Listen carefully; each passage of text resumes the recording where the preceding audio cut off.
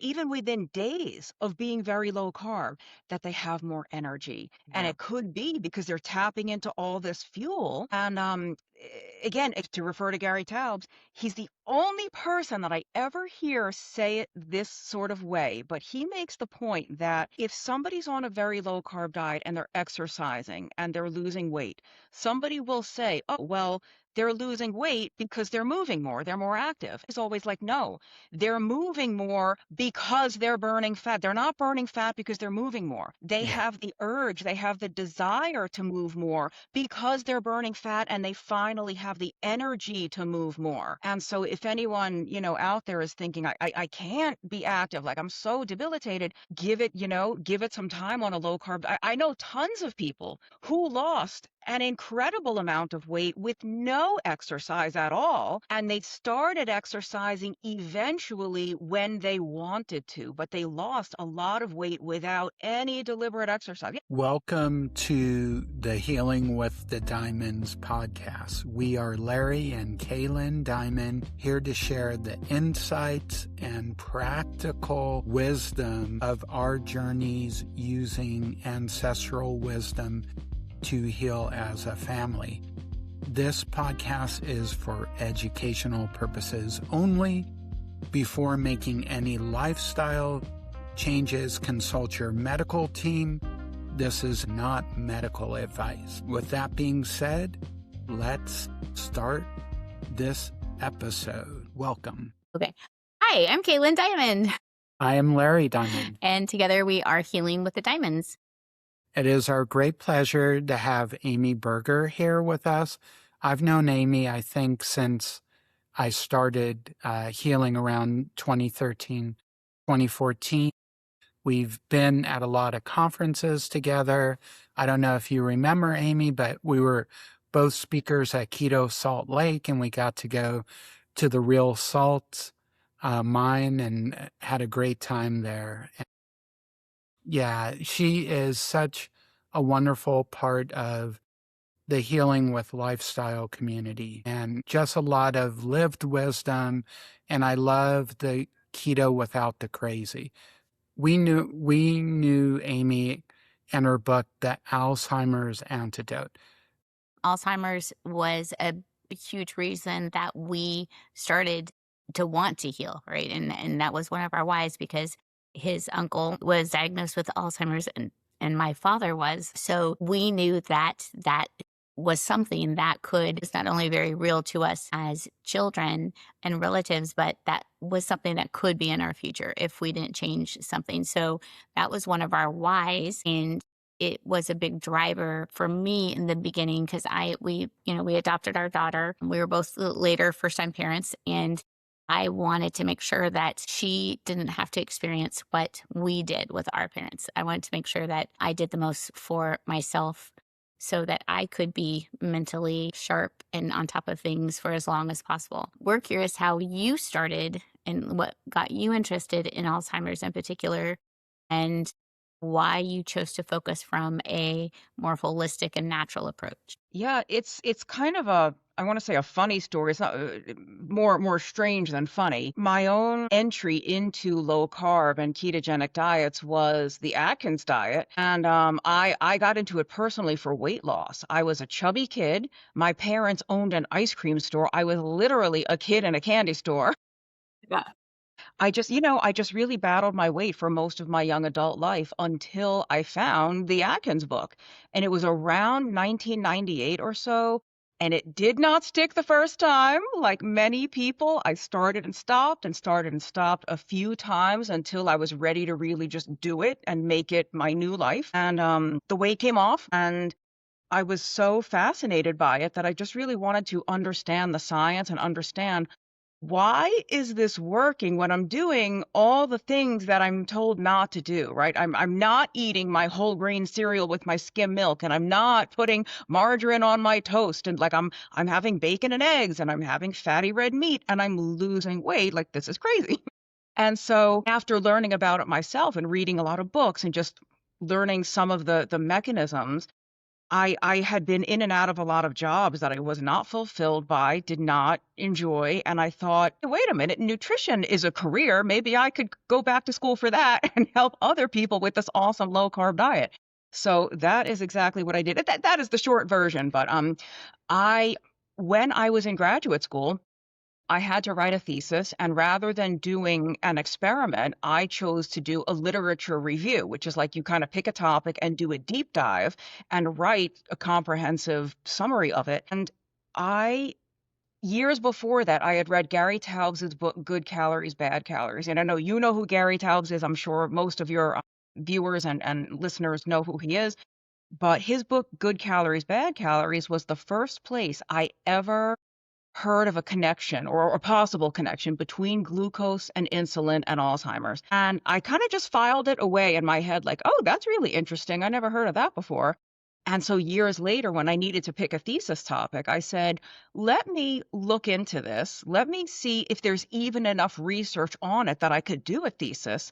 And sure enough, when I started looking at PubMed, started looking through medical journals, this was everywhere, right? They now very often refer to Alzheimer's disease as type 3 diabetes or diabetes of the brain.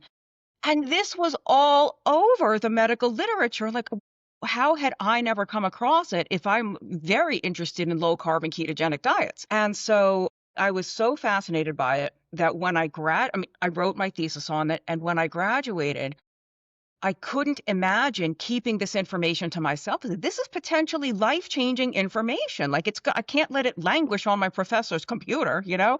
And so I turned it into this book, The Alzheimer's Antidote, and that was really what got me started professionally, I would say, in the low-carb world. That's kind of started getting me a name, so to speak.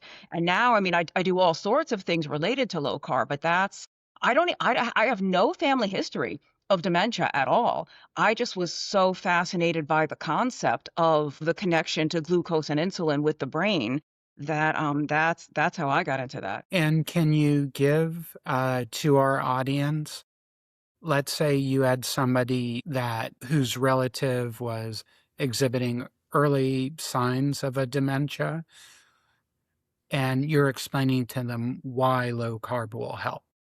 Yeah. How does, yeah.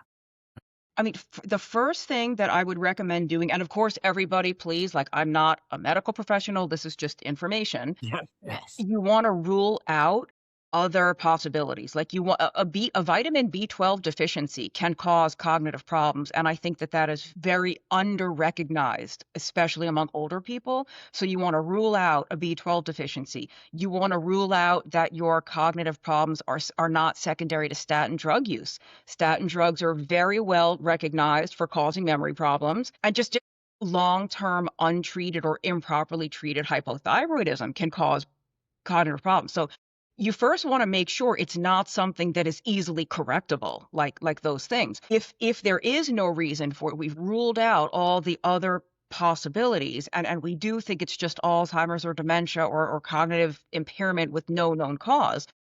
The reason that a low carb or ketogenic diet could possibly be helpful, there's no guarantee, but the scientific rationale for it is that, and this is something most people will never hear from their neurologist, but this is the bottom line when it comes to this condition. The main problem in the brain in somebody with Alzheimer's or mild cognitive impairment, the precursor to Alzheimer's, is that the brain has lost the ability to take up and use glucose properly. And glucose, under most circumstances, is the main fuel for the brain. So if the brain is not able to take up and use fuel, then of course you're going to have memory problems. Of course you're going to have personality changes. And I just tell people the simplest way to think about it is it's a fuel shortage in the brain. It is an energy crisis in the brain. And the reason why a ketogenic diet could potentially help is because even though the brain isn't taking up and using glucose, they've done extensive research on this, the brain still will take up and use ketones. Ketones are this sort of like alternative. I don't even like that phrase. It's not an alternative fuel. It's a just perfectly good fuel. Ketones are a fuel for the brain, but that doesn't do you any good if you don't have any ketones circulating. So when you go on a super, super low carb diet, you will make ketones that can, fuel the brain. And to speak to that, ketones are great brain fuel. And of course, there's always going to be some need for glucose. Babies' brains, Yeah, I've they're born heard they're anxious. born in ketosis and, if being raised, it's growing their brains. And I think Stephen Kudane, I might have gotten that wrong, that Professor Tim Noakes had at one of his trials in Canada, you know, is an expert, Dominique D'Agostino, all the wonderful properties of ketones. So, and we, when we got into our own healing in 2013, we heard the story of Mary Newport and that coconut oil, which can help facilitate ketone production. She saw a improvement in her husband. Yeah, and Yeah. just, I mean, to sort of hammer this home for the viewers, Mary Newport is a physician. She was a neonatologist. She was like a baby specialist, basically, and her husband had very severe Alzheimer's. And she looked into the literature and she knew that medium chain fats were really good for babies, for the developing baby brains. And she thought, it couldn't hurt to give my husband some of these medium chain fats. Maybe they will be good for his brain too. I have nothing to lose. And so, yeah, she gave him coconut oil and she did notice an improvement in his cognitive function. And I want to emphasize the fact that at the time, she did not it wasn't a ketogenic diet. She put coconut oil on his oatmeal. That's how powerful it was. And I'm not saying that it's going to be that effective for everyone. I don't think it will be.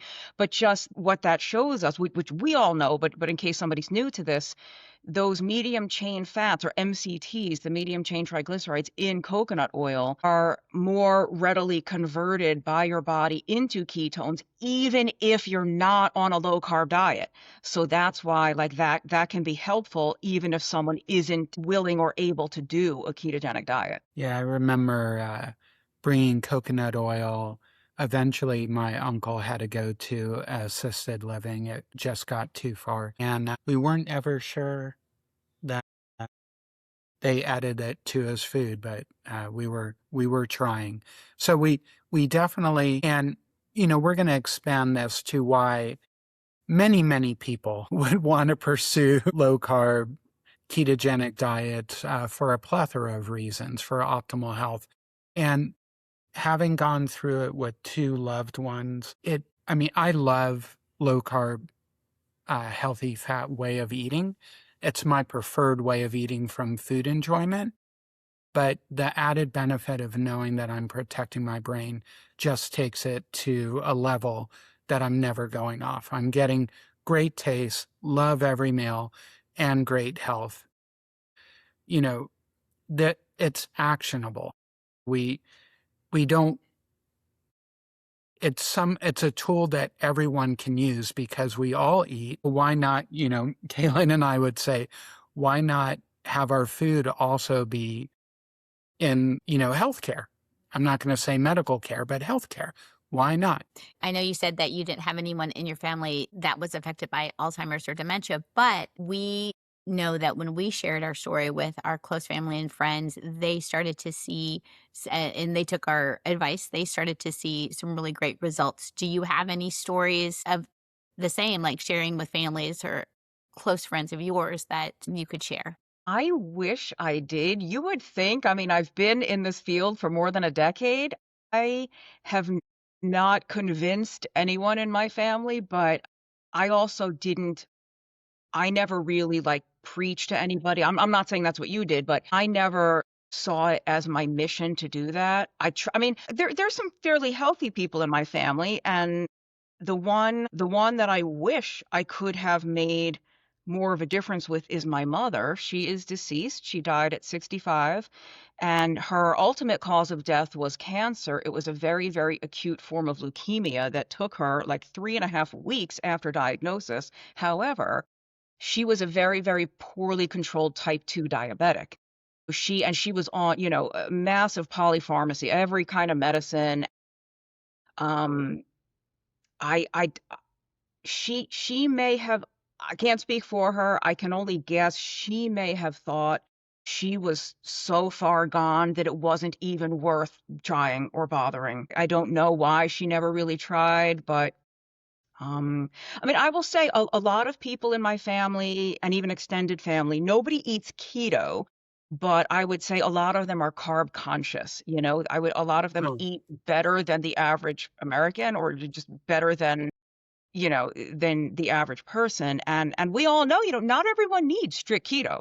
Not even everyone needs like low carb, but like controlled carb is, some people can have rice now and then. Some people can have beans and potatoes. Some of us reach a point where we can't, and maybe we can reclaim our health to an extent that we can reintroduce some of that stuff now and then. But um, yeah, the short answer, even though I've given you the long answer, the short answer is like no. There's no one in my family really who eats strict low carb, but none of them either, at least as far as I know, none of them has an issue for which I would think they do need keto.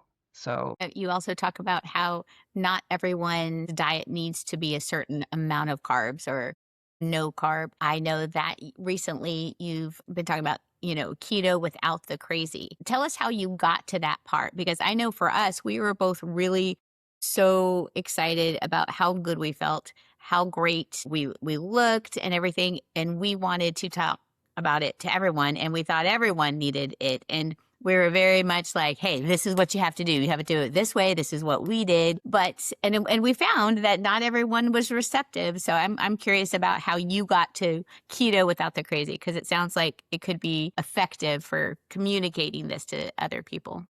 yeah, and you know what your experience is so not unique. Hate to burst your bubble. No, it's very common, I think, when people when people eat this way, especially I know both of you, your health has completely transformed. I mean, you are completely different people than you were before. And when you have that kind of experience, of course you want to tell everybody, like, oh, you have to do that. I mean, that's a very, I think, normal reaction to want to help everybody. And so, yeah, definitely not everybody is receptive, but some people will be. And so, but the keto without the crazy came because when I was brand new to this, it was before social media even existed, at least as we currently know it.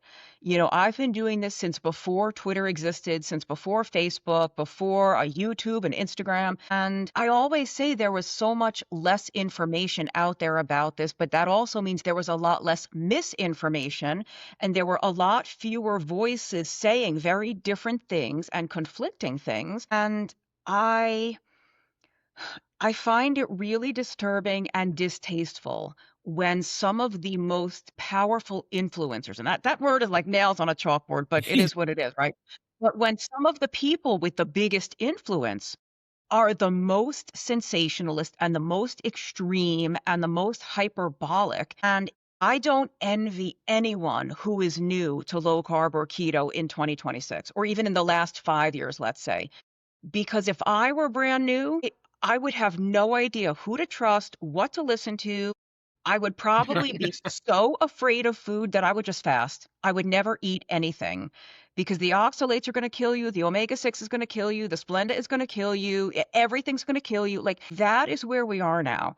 And the keto without the crazy is my effort to help people undo all that fear and undo thinking that in order to be successful with this, you have to pull 87 different levers and pull them just the right exact amount every single day. Right. Meanwhile, all the keto doctors we know and love have had patients, you know, on very limited budgets, barely any cooking skills, and they lose 100 pounds and they say goodbye to type 2 diabetes. And so, like, this just doesn't keto is only as complicated as you choose to make it. It's only as expensive as you choose to make it. And there's no one out there saying it anymore. So I had to like, I Because guess they're all I'll trying say to it. sell things. yeah. Well, Sorry, I said it. we're right aligned, and we explain to our clients that 80% of the diet change is focusing on what we call the big four. Also, so the big four are sugar, fine carbs, seed oils, and ultra processed foods. Omega-6, and if you are going to have some soaked and sprouted legumes or, foods that fish have omega or have, omega-6. But, ideally, at least in your homes, you don't want to bring in the seed oils. So we call that majoring in the major. Major in the major. And one of the great changes that people can make is what we call ditch the bun. I even say ditch the bun, have some fun. So you can have your double or even triple patty burger. If you're not having the bun, then you know the taste just pops. You'll get used to it, and you can still enjoy the meat, be out with people. We've never had a problem in the last 13 years getting a bunless burger. I mean, or you can take it off yourselves. Yeah. These small changes, and then we really encourage people to eat bigger meals, not these 6 small meals. Fill up on protein and fat. Start people off. If we can get people to 3 meals a day, that's amazing. And really, we say start your day, if you can, with protein and fat, because that just has a cascade effect of feeling well-fueled, optimal, and less hungry for the rest of the day. So it sounds like you're really aligned. I mean, basically what we do is have people eat food that they love and that also loves them back at meal times. So how important is that eating at meal times? Having people go from grazing, which is super common. And do you find that the food kind of changes the grazing behavior? If somebody is having bacon and eggs instead of, cereal and orange juice, have you had people just go, wow, Amy, I wasn't even hungry until lunch? Yeah. Or Yeah, longer. I think that's definitely something that we see when people start cutting out the carbs, but there's so many factors at play there. I think some of it is just having regular meals that are larger so you don't necessarily need to graze.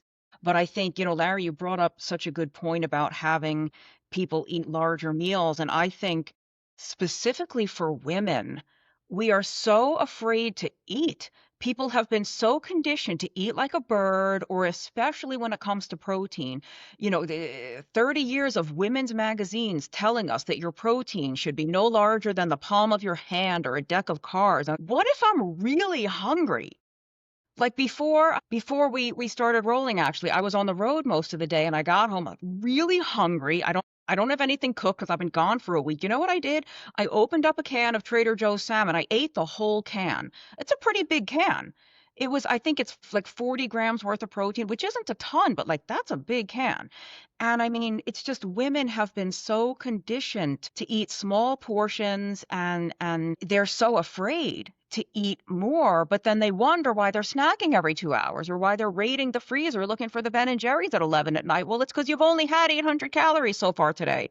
So, but yeah, it's, you know what eating the fat and protein do, especially at breakfast, like let's not have the Lucky Charms and the orange juice. Let's have some bacon and eggs or some leftover chicken. I always like to remind people that there's no such thing as breakfast food. I wrote a Substack post about that recently. I Like love it. you can have a chef salad for breakfast. It's just we're just Right. not used to thinking that way. But I talk about being off of the blood sugar roller coaster, when you eat Yes. food that just kind of keeps you even, you don't get that ravenous crash 2 hours later, and you're able to just go several hours comfortably. I mean, that's how it should be. You will get hungry. I don't believe when everyone says, I'm never hungry. Yeah, you are. But the feeling of hunger is very different when it's natural, like genuine physical hunger versus a craving or head hunger or that hypoglycemic, ravenous, urgent hunger. That's totally different. I was going to ask about your experience with fasting. How do you feel about fasting for yourself? Do you recommend it? And have you seen, going back to Alzheimer's, have you seen some sort of fasting regime helping with Alzheimer's as well? So I'm not a big fan of fasting, but it depends on how we define it. If somebody skips a meal here and there because their appetite is so well controlled Yeah. from Yeah. keto or low carb, that's fine. But I don't want somebody forcing themselves to go hungry because I'm not allowed to eat until 2 p.m. or my eating window hasn't opened yet. That is anathema to learning how to listen to your body and to like respect your hunger and fullness signals.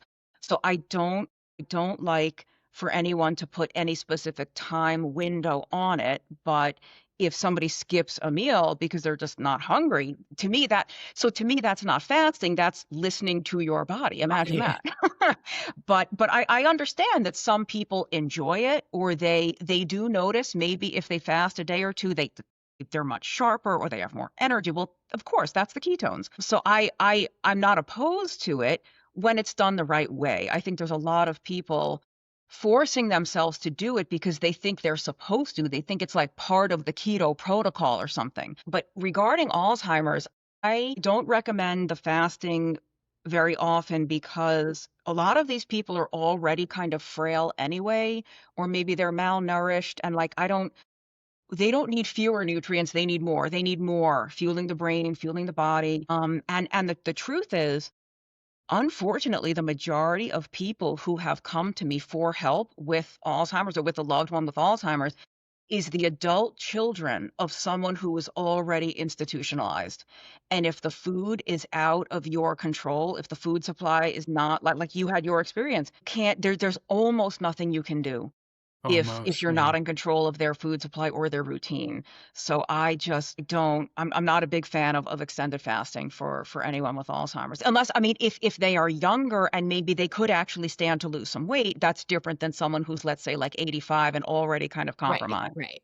But as Sure. as far as, like, for us working towards wanting to be healthy and knowing about ketones, knowing the brain works on ketones, also knowing about autophagy that can also help and aid just overall health. I was just Yeah. curious about Eh, your thoughts on But that.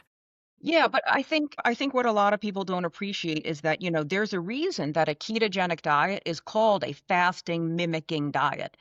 It's because you get a lot of the benefits of fasting while still eating as long as you keep those carbs ultra, ultra low. You will get autophagy, you will get ketogenesis, you will get fat burning. Exercise enhances autophagy, drinking coffee enhances autophagy. So fasting isn't the only way to do it, but if somebody really notices a distinct benefit, that's fine as long as it's done safely. yeah, we noted in our journey, first we became fat adapted. So we switched our major fuel from glucose to free fatty acids. And then, ironically, to your point about listening to our bodies, I didn't actually know the word fasting, but we had a number of one meal days.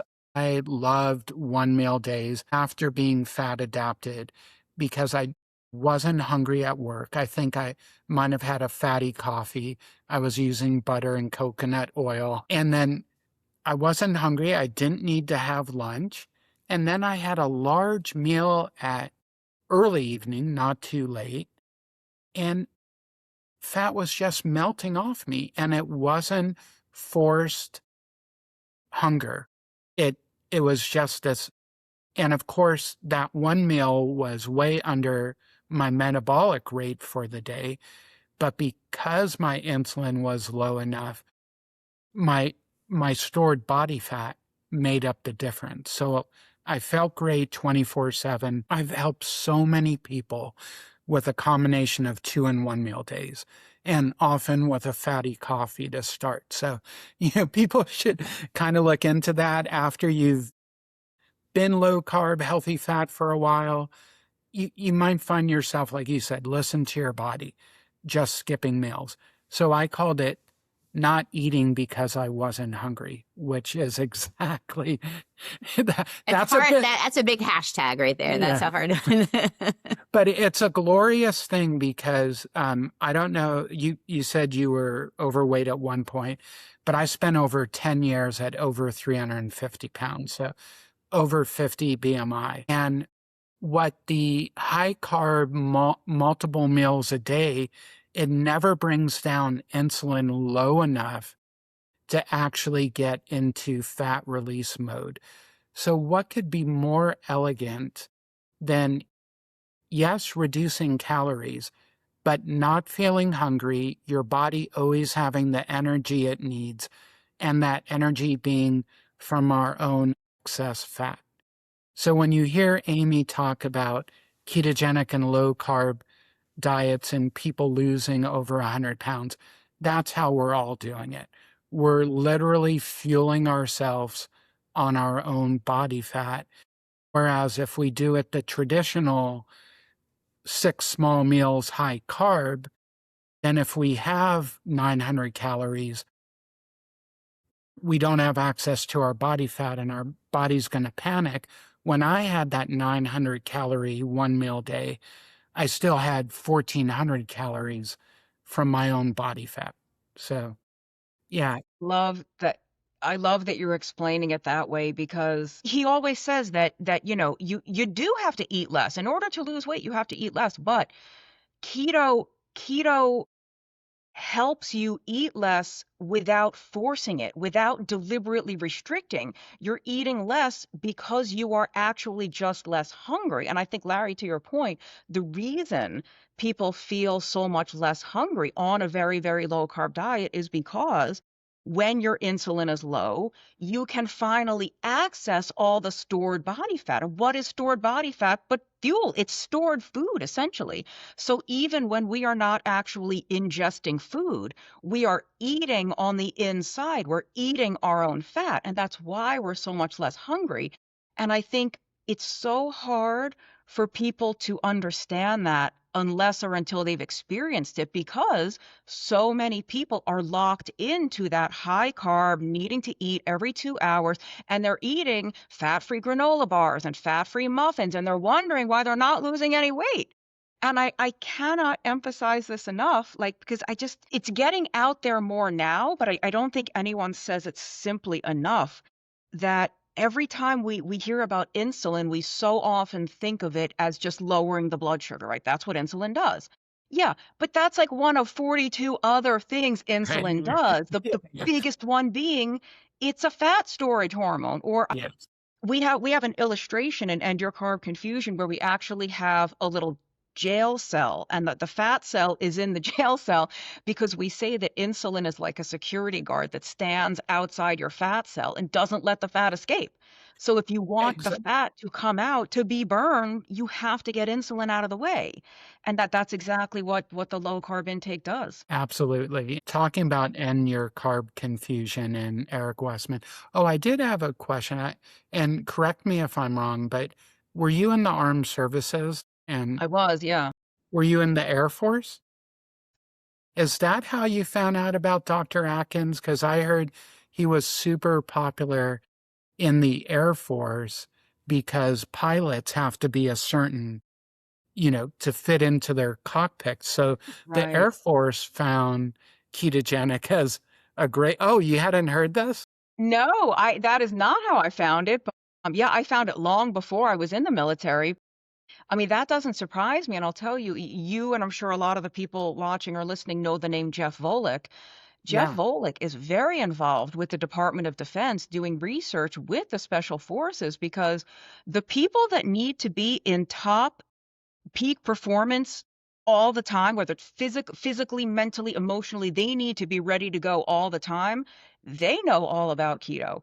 I mean, there's advanced research projects happening. That's Dom D'Agostino got basically his career started with doing research with Navy divers to prevent oxygen toxicity seizures. So I know I found Dr. Atkins before that, but it doesn't surprise me that military members are using it to get under their weight. Last I heard, actually, being overweight was the one reason for people actually getting kicked out. They can't make weight. yeah, but the armed services then also feed the standard American Yeah, diet. So, yeah. kind of complicit there. But I wonder if that's going to change now with those new dietary guidelines. I don't know how Yeah. beholden a military mess hall is to those regulations, but that would be interesting if that actually changes. Looking forward to the changes in elementary school meals. I'm an elementary school teacher, so Yeah. So, we'll see how long it takes to come down to You mean our chocolate milk and tater tots is not a good lunch? Yeah. low fat chocolate milk. Oh, yeah, even Yeah, better. Yeah. yeah, yeah, low fat chocolate And milk, yeah, I tater was tots. just thinking when I was in my K to 12, there were no snacks. There was like lunch. There was only lunch. So we're really starting people off with metabolic syndrome even before they're in college, or the prelude to metabolic syndrome. Yeah. Oh, even long before then. I mean, I am not a pregnancy expert or anything like that, but there's doctors and saying that it starts in utero. If mom has metabolic problems, that is being transmitted to the baby. Which is not, I am not placing blame. I'm just saying this is what happens. And we have, generations of women who are hyperinsulinemic and who have metabolic syndrome. And how would we think that would not impact the baby's metabolic programming? Yeah. Gary Fettke talked, he's doing some research because his daughter experienced really bad nausea during her pregnancy to the point that she was not able to eat a lot. And when they started to look into it, they found that women who had such severe nausea, their babies were actually born healthier in a way. I don't know a lot of the details, but if anyone's curious, Dr. Gary Fettke out of Tasmania is doing some interesting work there. So you did mention that this can be super, super simple, and it can. And, most of our meals during our fat loss phase was a protein and a veg, and then the veg with butter. But do you find that after an adjustment period, there's always a mourning period for, oh man, I used to have this, and totally normal, guys. But do you find people really getting enthusiastic about cooking? Because we find that helps a lot when people start not necessarily doing recreations, but really taking it as an opportunity because a lot of people don't go out as much, to food. So like cooking as an opportunity. Is that something that you know, you think can be helpful or, I'm sure it varies from person to person, but it really helped us to really think of it as an opportunity to save money, have control over the ingredients and then experiment. Yeah, it really depends. It depends on just how somebody's wired, because some people love to cook and they will, or even if they didn't like to cook, they might discover that they enjoy cooking if Mhm. they start doing it for themselves more. Especially if you get on YouTube and learn how to make the perfect cast iron steak or, Yeah, the perfect that's salmon with the crispy skin. Yeah, like some people love that, but there's also people who that's kind of a barrier, and I did a video once on how to do keto with no cooking whatsoever. You could be successful with this Interesting. if you never cook one single molecule of your own food. Like you said, go to McDonald's and get a bunch of naked burger patties. You don't even have to get it without the bun, just get the plain patties a la carte, it's cheaper. You can get a rotisserie chicken from the supermarket, get grill I don't know, and anything that they make. They even make pre-made hard-boiled eggs now. You don't even have to boil an egg. You can get deli counter turkey, just don't get like the brown sugar glazed ham or something like you so it really just varies. I think for the people that do like to cook and do get excited about recipes, and I'm gonna try this and this cauliflower Mexican rice, and like, but for other people, yeah, people should know that like that's great, but it's equally fine if you hate cooking and you're going to buy all prepared food. You just have to know which foods to buy. right. Yeah. And one thing with the deli meats, I agree with you. Ask the deli to print out the ingredient list because I was shocked at some of the higher price deli meats had a lot of stuff that I didn't want in them. Well, they And all at do. least, Yeah, it's kind of inescapable. Even although the at the expensive ones. Texas, Yeah.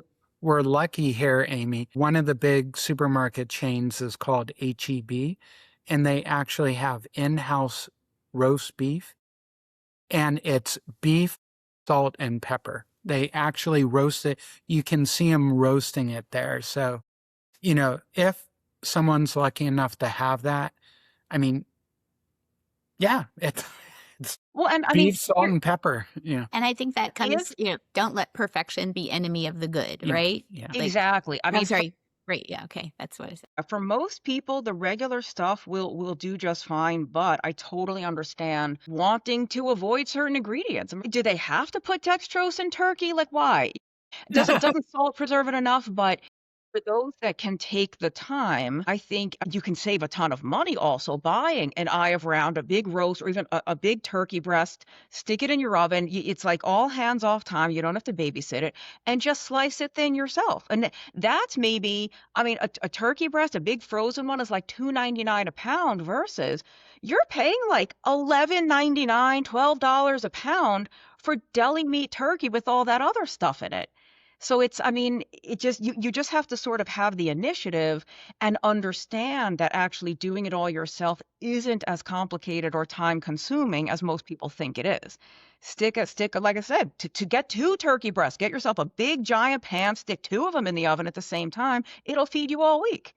It just, and I just, even the beef, even with beef prices being more expensive now, let's say it's 6.99 a pound, you can get it on sale.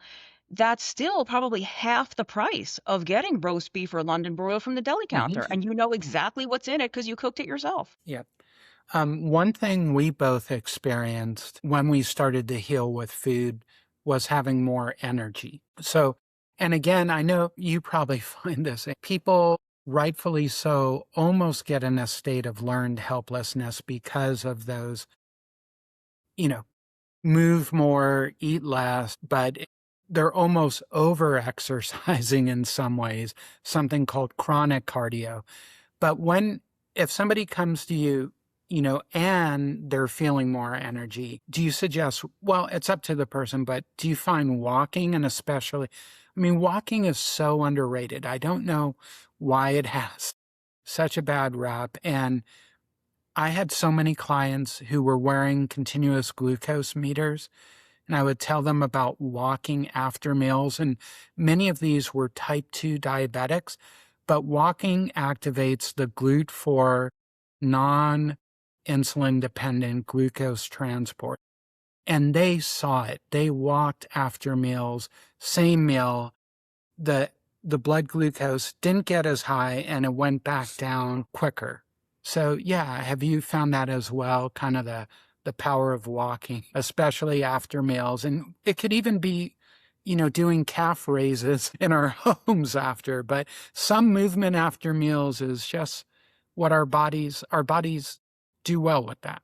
Absolutely. I don't think there's any denying that. I think the research is there's a load of research on this, and I'm glad you said like it doesn't even have to be walking. Let's say you live in, Alaska and you can't walk in January outside. What you could, I mean, housework, like you said, Yeah. calf raises, jogging in place, any sort of movement will will activate that non-insulin getting the glucose into the cells. And I do exercise is so interesting because if you have a CGM, for most people, not there's no 100% rule, right? But for most people, if you do a very intense workout, especially if you're on a low carb diet, you will actually see your blood sugar rise because Yep. it's very what they call glycolytically demanding. That intensity of movement actually requires glucose, even when you're on a low carb diet. So your liver will do you the favor of pumping some glucose out into your blood. So you'll see this big rise during an intense workout, but then later in the day, it will probably be lower than it normally is. And that high intensity stuff once in a while improves insulin sensitivity and glucose control overall, even though in the acute sense it's higher. Whereas, but yeah, like something walking, something lower intensity typically lowers the blood sugar. The intense stuff lowers it too. It's just a later effect because in the immediate sense, it's actually, I remember the first time I did that, I knew it was going to happen because I know the physiology, but the first time I ever wore a CGM, to see it happen in my own body in real time, I was on a treadmill, like sprinting. And sure enough, my blood glucose might have tripled. I mean, I think it doubled at least. But I was like, oh, that's so interesting. And I wasn't worried. It's not like I had just eaten, I don't know, a cranberry muffin or something. So I was like, oh, wow, this is so cool. Like, it's actually happening the way the textbook says it happens. Have you noticed that? I don't know if you ever when you go vegan if you Absolutely. ever do Yeah, that. for sure.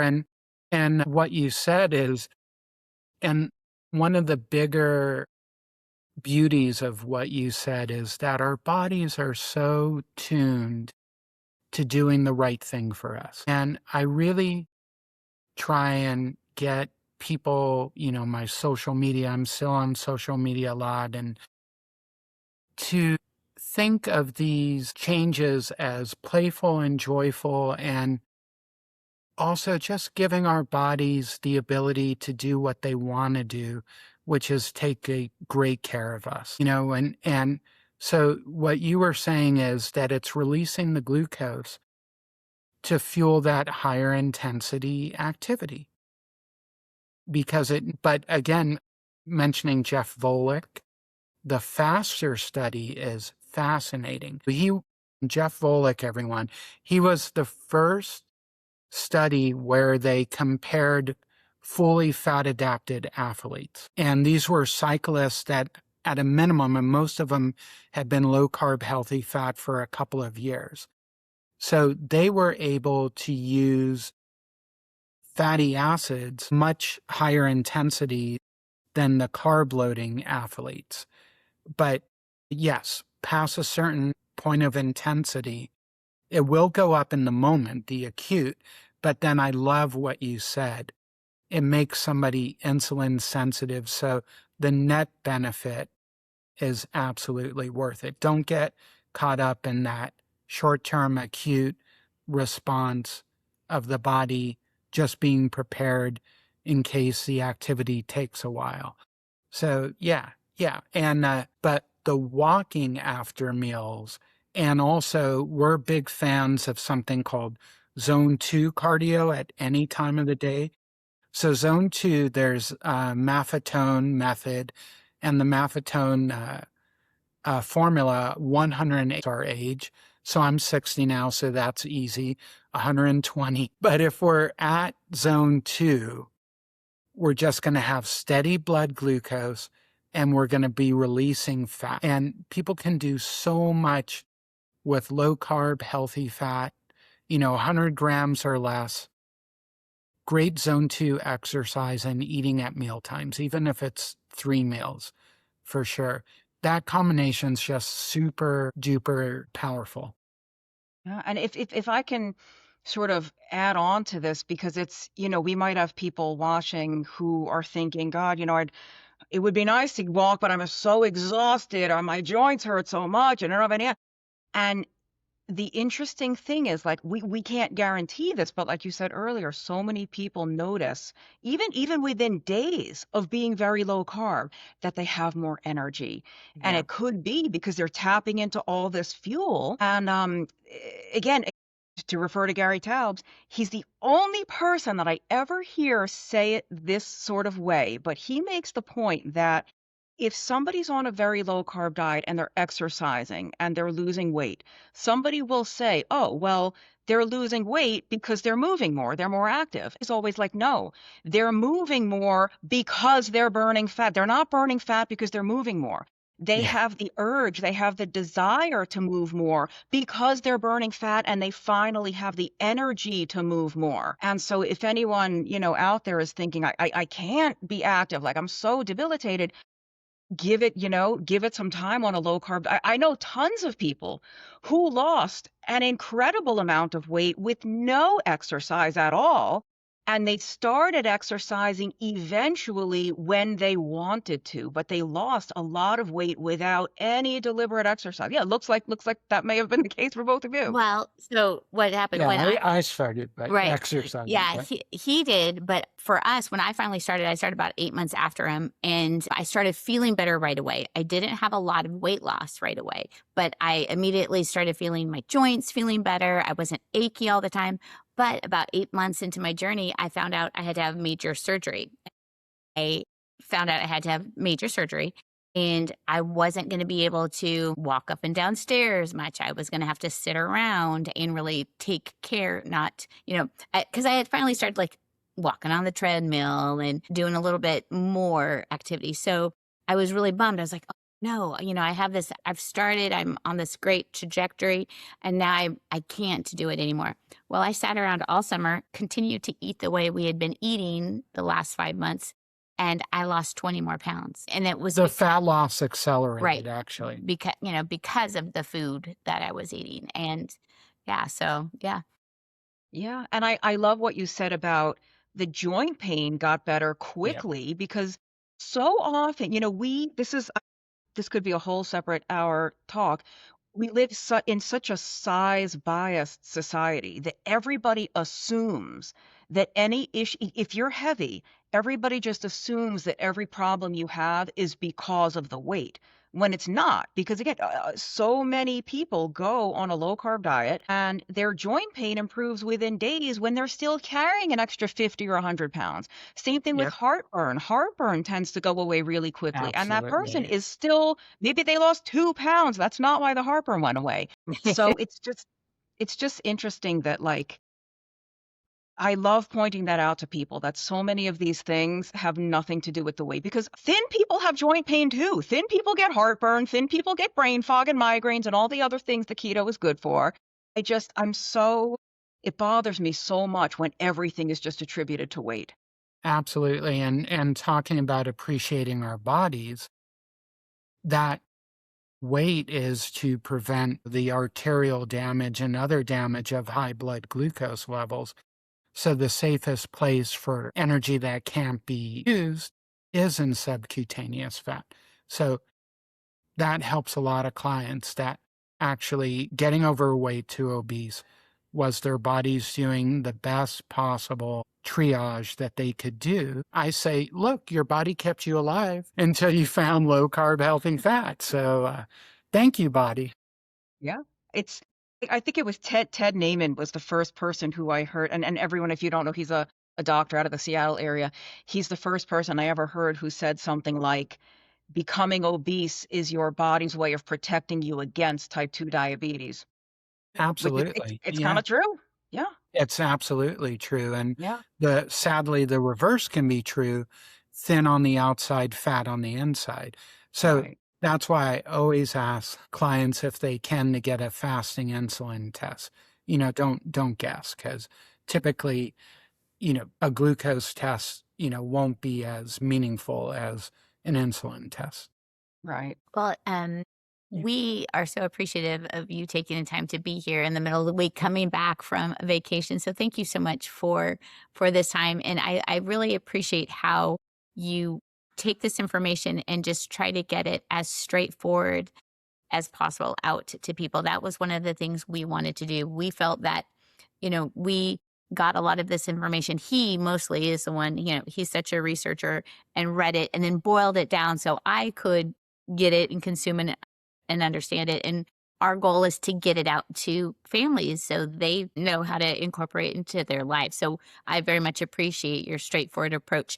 If people want to know more about the books you've Yeah, done the and book how, titles, yeah, book yeah. titles and how to get more information on you, how can they find And you? I know you're doing coaching as well, so yeah, all that good Yeah, info. yeah, thank you. I am in the process of creating a new website. So it is I now have the domain ketowithoutthecrazy.com. So there is a contact form if people want to reach me, but please understand the website is like very much under construction. It's really rudimentary right now, but you can reach me there.